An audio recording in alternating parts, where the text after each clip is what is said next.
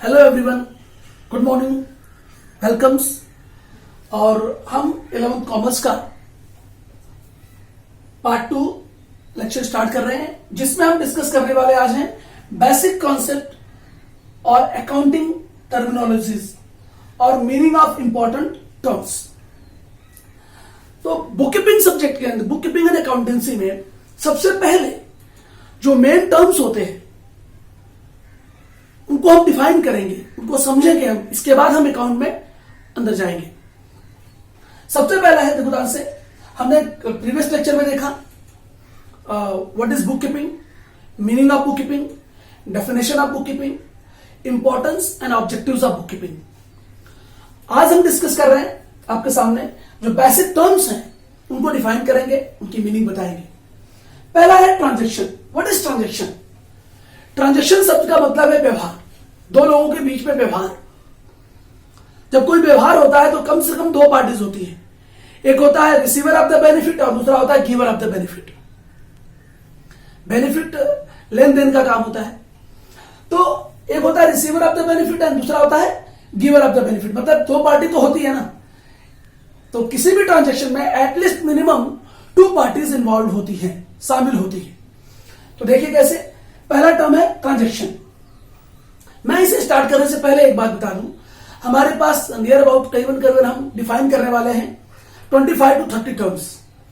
तो 1 पार्ट में पॉसिबल नहीं है ये, इसलिए प्लीज इसे देखते रहे, समझते रहे और चैनल को सब्सक्राइब करते रहे, ताकि मैं इसे पार्ट 2 और पार्ट 3 में पूरे टर्म्स को अच्छी तरह डिस्कस कर लूं। तो चलो let start. Transaction. Transaction is a dealing between 2 और मोर पर्सन। जैसा मैंने अभी कहा आपसे कि जब ट्रांजेक्शन होगा तो कम से कम डीलिंग होगी। डीलिंग होना मतलब एक्सचेंज होना। यहां पर डीलिंग शब्द का मतलब यहां पर है एक्सचेंज होना। हम डीलिंग करते हैं ना, एक दूसरे से डीलिंग करते हैं, तो क्या करते हैं डीलिंग में? क्या करते हैं? एक्सचेंज करते हैं। क्या एक्सचेंज करते हैं? Certain goods and services. और एक्सचेंज होना किस चीज का एक्सचेंज होगा? जो वैलिड चीजें हैं। बिजनेस हमेशा लॉफुल होना चाहिए। आप कहेंगे सर डीलिंग में तो सब कुछ आ गया, फिर यहां पे डीलिंग शब्द के बारे में मैं अकाउंटेंसी के अंदर, खास करके बुक कीपिंग के अंदर बता दूं कि डीलिंग का मतलब है ओनली वैलिड डीलिंग। आपको जो भी एकदम कानूनी व्यवहार होगा वो करना है। डीलिंग शब्द का मतलब है ना कि डीलिंग तो बोल दिया, इसका मतलब हम कुछ भी डील करें क्या? तो ध्यान दीजिए जरा। तो डीलिंग मतलब एक्सचेंज बिटवीन 2 और मोर पर्सन। अब किस चीज का एक्सचेंज होगा? जैसे मैंने पहले कहा कि 1 party is the giver of the benefit और another party is the receiver of the benefit. तो यानी कि ट्रांजेक्शन में एक गिवर होता है और एक रिसीवर होता है, एक लेने वाला होता है और एक देने वाला होता है, तभी ट्रांजेक्शन होता है। ध्यान दीजिए। तो हम कहेंगे in which 1 person gives something to other. भाई एक व्यक्ति किसी व्यक्ति को कुछ तो देगा, तभी एक्सचेंज होगा। एंड इन एक्सचेंज, और उसके बदले में, of that receive something from other. कुछ देगा तो उससे कुछ लेगा। जैसे मान लिया जाए आप मुझे कोई गुड्स दे रहे हैं, मैं आपको बदले में क्या दूंगा? कैश दूंगा। या गुड्स के बदले में आपको हो सकता है मैं कोई गुड्स दे दूं, वो भी एक ट्रांजेक्शन है, वो भी एक व्यवहार है। हम इसे डिटेल में 1 by 1 डिस्कस करेंगे। तो लेट एकदम एक ही हम बार बार देखते हैं। Transaction is a dealing between 2 और more person in which 1 person gives something to other and an exchange of that, और उसके बदले में receive something from the other. ठीक है, इसी को बहुत ही शॉर्ट में कैसे डिफाइन करेंगे? एन एक्सचेंज ऑफ गुड्स और सर्विसेज, वस्तुओं और सेवाओं का। गुड्स और सर्विसेज मतलब वस्तुएं या सेवाएं, सेवाओं का एक्सचेंज होना, ईदर फॉर कैश, या तो कैश के लिए, और ऑन अ क्रेडिट बेसिस, या उधार पर। देखिए जब लेन देन होता है तो कैश पर होता है या उधार पे होता है। लेन देन का यही 2 तरीका है, टर्म्स है। It's called transaction. इसी को हम क्या कहते हैं? ट्रांजेक्शन कहते हैं। और ट्रांजेक्शन रिक्वायर्स 2 पार्टीज। तो बहुत सिंपल है, आप चाहे इस तरह लिखें चाहे इस तरह याद करें या समझें। तो यह था हमारा ट्रांजेक्शन। इसके बाद है ट्रांजेक्शन 2 प्रकार के होते हैं।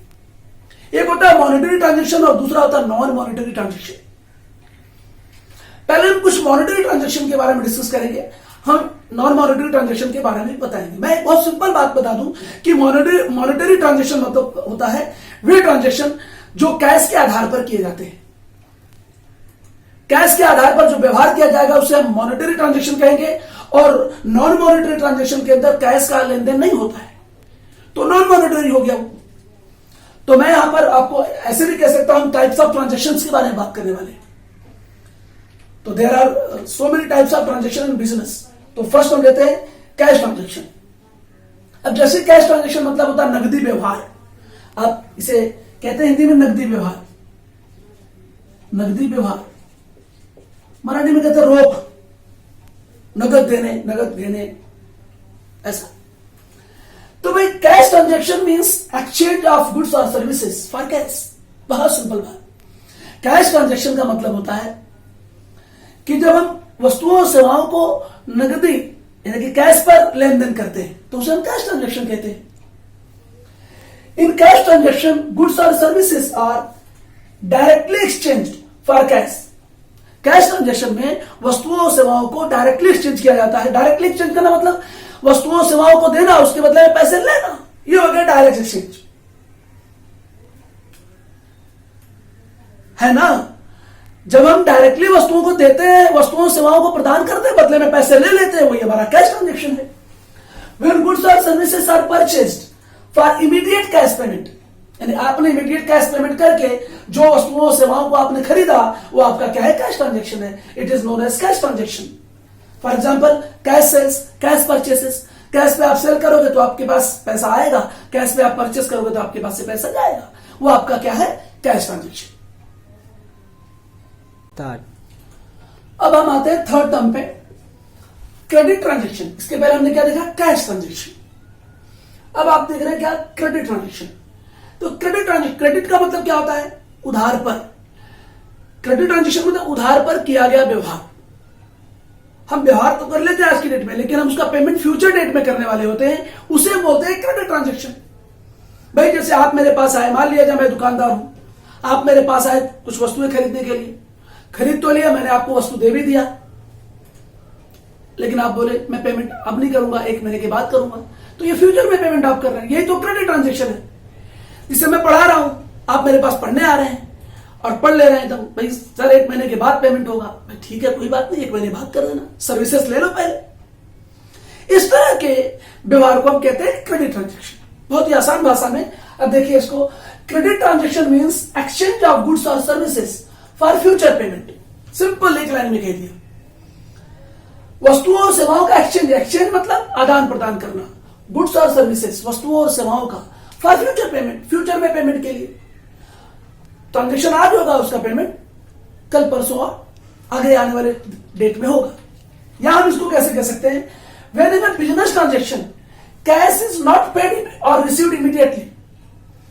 जब बिजनेस ट्रांजेक्शन में कैश का भुगतान नहीं किया जाता है या उसे कैश प्राप्त नहीं किया जाता है इमीडिएटली, तुरंत। जब बिजनेस में जो कोई व्यवहार करते हैं उसमें ना हम कैश तुरंत देते हैं ना कैश तुरंत लेते हैं, तो उसे हम क्या कहते हैं, it is called credit transaction. उसे ही हम क्रेडिट ट्रांजेक्शन कहते हैं। सबसे सिंपल उदाहरण आपके सामने है कैश से, सॉरी क्रेडिट से, क्रेडिट पर सेल। क्रेडिट पर सेल करना मतलब सेल कर देना वस्तु का, लेकिन पैसा फ्यूचर में लेना। या क्रेडिट परचेस, या हमने क्रेडिट पे परचेस कर लिया, लेकिन भुगतान कब करने वाले हैं, आने वाले फ्यूचर में करने वाले हैं। यही है क्रेडिट ट्रांजेक्शन, बहुत आसान। अब आते हैं बिजनेस ट्रांजेक्शन। बिजनेस ट्रांजेक्शन भी होता है, पर्सनल ट्रांजेक्शन भी होता है। अब जैसे देखो ध्यान से, business transaction means exchange of goods और सर्विसेज। ये बात तो आप बार बार समझ चुके हैं, मैं 3-4 बार बता चुका, एक्सचेंज ऑफ गुड्स और सर्विसेज। तो ध्यान दीजिए, business transaction means exchange of goods और सर्विसेज फॉर कैश और क्रेडिट। बिजनेस में तो दोनों चीज होगा, कैश भी होगा ट्रांजेक्शन और क्रेडिट ट्रांजेक्शन भी होगा। फॉर बिजनेस पर्पस, याद रखिए, बिजनेस पर्पस के लिए उसे अगर हम वस्तुओं सेवाओं का एक्सचेंज करते हैं, चाहे वो कैश पर हो चाहे वो क्रेडिट पर हो, या फिर वो क्रेडिट पर हो, उसे हम क्या कहेंगे, बिजनेस ट्रांजेक्शन। लेकिन पर्पस बिजनेस का होना चाहिए। भाई देखिए, वस्तुओं सेवाओं को हम जब यहां पे, इसका बहुत बड़ा एग्जांपल है, जब एक ट्रेडर दूसरे ट्रेडर को माल बेचता है, जैसे होलसेलर रिटेलर, ये जानते होंगे आप लोग, एक थोक विक्रेता फुटकर विक्रेता को जब वस्तु बेचता है, तो दोनों विक्रेता ही है ना। एक विक्रेता कौन सा है, थोक विक्रेता जो होलसेल में सामान बेच रहा है, और दूसरा रिटेल विक्रेता है, जिसे फुटकर विक्रेता कहते हैं। तो बिजनेस ट्रांजेक्शन उनके बीच में होता है, खास करके 2 व्यापारियों के बीच में बिजनेस ट्रांजेक्शन होता है। बिजनेस ट्रांजेक्शन व्यापारी और ग्राहक के बीच में नहीं होता है, डायरेक्ट जो कंजप्शन करने वाला ग्राहक होता है उसके बीच में और व्यापारी के बीच में बिजनेस ट्रांजेक्शन नहीं होता है, कैश ट्रांजेक्शन हो सकता है, उसके बीच में क्रेडिट ट्रांजेक्शन होता है। यानी कि एक बात स्पष्ट रूप से ले लीजिए, ग्राहक और व्यापारी के बीच में बिजनेस ट्रांजेक्शन नहीं होता है। बिजनेस ट्रांजेक्शन दो व्यापारियों के बीच में होता है। तो दो व्यापारियों के बीच में भी कैश या क्रेडिट पर व्यवहार हो सकता है, नकदी या उधार पर व्यवहार हो सकता है, उसी को कहते हैं बिजनेस ट्रांजेक्शन। तो ये एकदम क्लियर होना चाहिए। नेक्स्ट है बार्टर ट्रांजेक्शन। देखिए बार्टर ट्रांजेक्शन एक आप लोगों को बहुत सिंपल एक एग्जांपल दे देता हूं मैं। आप चले जाइए आज से 400 साल पहले, 500 साल पहले, जब या और भी पहले चले जाए, जब मनी का चलन नहीं था, जब पैसे का इस्तेमाल नहीं किया जाता था, तो लोग क्या करते थे, भाई मेरे पास ये वस्तु है, तू ले ले, तुझे जरूरत है तो, और मुझे जिस वस्तु की जरूरत है तू मुझे दे दे। तो जब वस्तुओं के बदले में वस्तुओं का ही आदान प्रदान होता था, सेवाओं के बदले में सेवाओं का आदान प्रदान होता था, इस तरह की वस्तुओं और सेवाओं का आदान प्रदान, वस्तुओं और सेवाओं के बदले में जब आदान प्रदान होता था उसे हम कहते थे बार्टर ट्रांजेक्शन। तो ध्यान दीजिए यहां पर, the business transaction in which goods and services are directly exchange for other goods and services. एक ऐसा बिजनेस ट्रांजेक्शन जिसमें गुड्स और सर्विसेज को एक्सचेंज किया जाता है, डायरेक्टली एक्सचेंज किया जाता है for other goods and services. वस्तुओं सेवाओं को दूसरी वस्तुओं सेवाओं के बदले में एक्सचेंज किया जाता है, उसे हम बार्टर ट्रांजेक्शन कहते हैं अकाउंटिंग लैंग्वेज में, और called barter transaction. It is called as non monetary transaction. इसमें पैसे का लेन देन नहीं होता है। मॉनेटरी ट्रांजेक्शन मतलब जिसमें पैसे का लेन देन हो, और नॉन मॉनेटरी ट्रांजेक्शन मतलब जिसमें पैसे का व्यवहार ना हो, लेन देन ना हो। तो बार्टर ट्रांजेक्शन में तो पैसे का व्यवहार होता ही नहीं है, इसलिए उसे हम क्या कहते हैं, नॉन मॉनेटरी ट्रांजेक्शन कहते हैं। तो आपको यह बात भी समझ में आना चाहिए, जिससे चाहे वो कैश ट्रांजेक्शन हो, क्रेडिट ट्रांजेक्शन हो, वो मॉनेटरी ट्रांजेक्शन है। भाई कैश ट्रांजेक्शन में तुरंत भुगतान करना है और क्रेडिट ट्रांजेक्शन में फ्यूचर में भुगतान करना है, बस। लेकिन वो है तो मॉनेटरी ट्रांजेक्शन ना। और ये नॉन मॉनेटरी ट्रांजेक्शन क्यों है? क्योंकि इसमें पैसे का आदान प्रदान होना ही नहीं है। देखिए यहां पे बहुत अच्छा एग्जांपल भी रखा है। क्या एग्जांपल है? Purchase 10 kg of wheat in exchange of 5 kg of rice. Wheat देकर के 10 किलो व्हीट देकर के 5 किलो राइस ले लिया। भाई गेहूं हो सकता है सस्ता हो, राइस महंगा हो, उसके आधार पे उसकी क्वांटिटी और डिसाइड की गई है। तो ये क्या हुआ? Barter transaction. गेहूं दिया और चावल ले लिया, खत्म कहानी। तो ये बार्टर ट्रांजेक्शन। इसके बाद फाइनेंशियल ट्रांजेक्शन। देखिए कहेंगे सर तो ये भी तो फाइनेंशियल ट्रांजेक्शन सब है। फाइनेंशियल ट्रांजेक्शन मतलब वित्तीय व्यवहार। हम जब किसी भी व्यवहार को मनी के टर्म्स में एक्सप्रेस कर सकते हो तो फाइनेंशियल ट्रांजेक्शन हो जाता है, किसी भी व्यवहार को। अब जैसे मान लिया जाए मैं सर्विसेज दे रहा हूं, एक अलग काइंड की सर्विसेज, या मान लिया जाए मैं कोई एक ब्रोकर हूं, जिसे हम दलाल कहते हैं। मान लिया प्रॉपर्टी का ब्रोकर हूं मैंने प्रॉपर्टी दो लोग के बीच में ट्रांजेक्शन करा के दिया। मैंने कुछ दलाली ले लिया, मैंने कुछ कमीशन ले लिया, मैंने कुछ ब्रोकरेज ले लिया। तो वो क्या है? मेरे दी गई सेवा मेरी थर्ड पार्टी सेवा है, लेकिन उसको आपने किसमें व्यक्त कर दिया? उस सेवा को मनी के टर्म्स में एक्सप्रेस कर दिया। इस तरह के बहुत सारे एग्जांपल हो सकते हैं। फाइनेंशियल ट्रांजेक्शन और भी चीजें होती है। फाइनेंशियल ट्रांजेक्शन का रूप बहुत बड़ा होता है, अकाउंटिंग टर्म्स में आता है।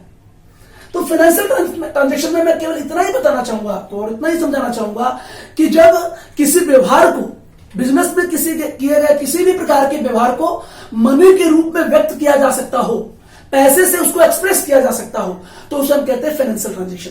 जैसे देखिए, it is a transaction which is expressed और valued in terms of money. यानी कि किसी भी ट्रांजेक्शन को जब हम व्यक्त कर सकते हो या उसकी कीमत निकाल सकते हो, किसके टर्म्स में? मनी के टर्म्स में। It is also known as monetary transaction. Financial transaction को हम मॉनेटरी ट्रांजेक्शन भी कहते हैं। आगे आते हैं, मैं ये करता हूं। अब बहुत इंपॉर्टेंट टर्म्स आने वाले हैं, debtors, creditors and bad debts. Account के अंदर डेटर, क्रेडिटर का बहुत इंपॉर्टेंस है। ये टर्म बहुत ज्यादा यूजफुल है। किसे हम डेटर कहेंगे, किसे क्रेडिटर कहेंगे? चलिए लेटेस्ट इसको डिस्कस करते हैं। पहले डेटर किसको कहते हैं? कस्टमर को। एकदम दिमाग में रख दीजिए, डेटर कौन है? कौन होता है? कस्टमर होता है, ग्राहक होता है। इसकी मीनिंग क्या है? The person from whom money और money is worth receivable is known as debtor. वह व्यक्ति जिससे, फ्रॉम मतलब जिससे, मनी और money is worth receivable, money या मनी के बदले में मनी के इतनी वैल्यू का हमें क्या करना है, प्राप्त करना उससे है। क्या मनी की जितनी वैल्यू का, क्या कोई वस्तु भी हो सकती है वो, लेकिन हम यहां पर मनी टर्म्स में ही उसको व्यक्त करेंगे। तो मनी और money is worth receivable is known as debtor. तो वह पर्सन, वह व्यक्ति जिससे हमें क्या लेना है, पैसे लेना है, सिंपली अगर कहूं तो जिससे हमें पैसे लेना है, पैसे या पैसे के बदले में पैसे जितनी वैल्यू का ही कोई ना कोई वस्तु लेनी है, उसे हम क्या कहेंगे, डेटर कहेंगे। या the person who owes us is known as debtor. वह व्यक्ति जो हमसे कुछ ना कुछ ग्रहण करता है, हमसे कुछ ना कुछ लेके जाता है, उसे हम क्या कहते हैं, डेटर। हमसे मतलब बिजनेस से, भाई याद रखना, बिजनेस और बिजनेसमैन दोनों अलग अलग है। आप यहां पे बिजनेस की बात कर रहे हैं, बिजनेसमैन की बात नहीं कर रहे। तो ध्यान रखना, द पर्सन हु ओज अस मतलब बिजनेस ऐसा कह रहा है, इज नोन एज डेटर। हाँ, ये भी हो सकता है, हमारे संदर्भ में भी हो सकता है, व्यक्ति से भी एक व्यक्ति पैसे लेता है, ये तो बिजनेस वाली बात हो गई। लेकिन एक व्यक्ति से जब दूसरा व्यक्ति पैसा लेगा, तो जो लेने वाला व्यक्ति है वो डेटर है, और देने वाला व्यक्ति जो आगे दिखाएंगे वो क्रेडिटर होता है। एक बात ध्यान रखिए, डेटर और क्रेडिटर के बीच का डिफरेंस, जिस व्यक्ति ने आपसे कुछ ग्रहण किया है वो आपका डेटर है, और आपने उसको दिया है, आप उसके क्रेडिटर हैं। एक बात दिमाग में रख लीजिए, एक लाइन की बात आगे हम डिस्कस कर ही रहे हैं। तो debtor is a person who owes, अब तीसरी बात देखो, और debtor is a person who owes something from the business organisation. अभी भी मैंने कहा कि बिजनेस ऑर्गेनाइजेशन से जो व्यक्ति कुछ न कुछ क्या लेगा, ग्रहण करेगा या लेगा बिजनेस से, उसे हम क्या कहेंगे, डेटर कहेंगे। तो debtor is a person who owes something from the business organisation. Business organisation से उसने कुछ भी ग्रहण किया हुआ है या लिया हुआ है बिजनेस से, तो बिजनेस का वह व्यक्ति क्या है, डेटर है। या यहां पर थोड़ा सा ये एक्स्ट्रा बहुत ध्यान देना आप लोग, ये वाला, debt is a total amount of money due. देखिए, आपको अगर डेटर के बारे में बताना है तो पहली लाइन ही काफी है या दूसरी लाइन ही काफी है, और करके हमने 2 बार लिख दिया, मैं तीसरी बार बता रहा हूं डेटर के बारे में। तो बस आप ये पहला वाला या दूसरा वाला ही याद कर ले या समझ ले, वही बहुत है। ये समझाने के लिए एक्स्ट्रा देखिए ध्यान से। डेप्ट क्या होता है, डेप्ट मतलब होता है कर्ज। तो debt is a total amount of money due from a person with whom the business has dealings. Business ने कुछ ना कुछ डीलिंग किया होगा एक व्यक्ति के साथ, और बिजनेस को क्या करना है, बिजनेस को उस व्यक्ति से टोटल अमाउंट ऑफ मनी जितना प्राप्त करना है, लेना है सामने वाले व्यक्ति से, उसको हम कहते हैं डेट।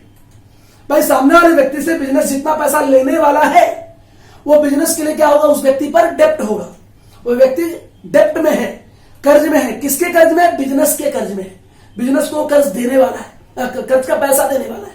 तो ध्यान दीजिए, अ पर्सन फ्रॉम हुम सच डेप्ट is due. The person from whom या टू हुम बोलेंगे यहां पे, ये पर्सन टू हुम सच डेप्ट इज ड्यू। जिस व्यक्ति के पास जो डेप्ट ड्यू है इस तरह का, उसे हम क्या कहेंगे, due to a business is called debtor.